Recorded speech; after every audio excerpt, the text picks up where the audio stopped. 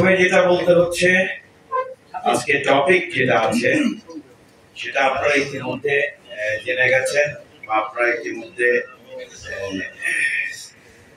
যারা বলেছেন গণমাধ্যমের অপসাংবাদিকতা প্রতিরোধ ও বস্তুনিষ্ঠ সংবাদ পরিবেশন, দুটো জিনিস, অপসাংবাদিকতা এবং বস্তুনিষ্ঠ সংবাদ পরিবেশন।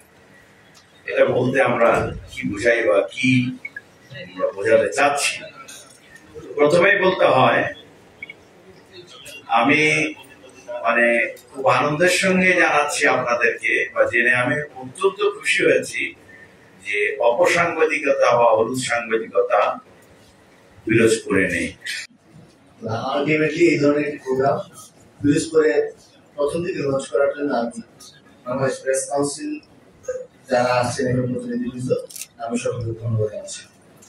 বাংলাদেশ আমাদের মাঝে আজকে উপস্থিত আছে বিচারপতি একেএম আব্দুল হাকিম স্যার, যিনি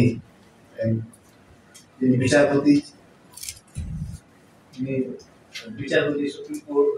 সুপ্রিম কোর্টের বিচারপতি ছিলেন। স্যার অত্যন্ত ব্যক্তি জীবনে এবং কর্মজীবনে অত্যন্ত সজ্জন এবং সৎ এবং ব্যক্তিত্বপূর্ণ ব্যক্তিত্ব হিসেবেই সর্বজন স্বীকৃত, এবং স্যারের অনেক সুনাম এবং আমাদের মাঝে স্যারের সুনাম সম্পর্কে বিভিন্ন কথা বিভিন্ন জায়গায় উচ্চারিত হয়। আমি স্যারকে পিরোজপুর জেলায়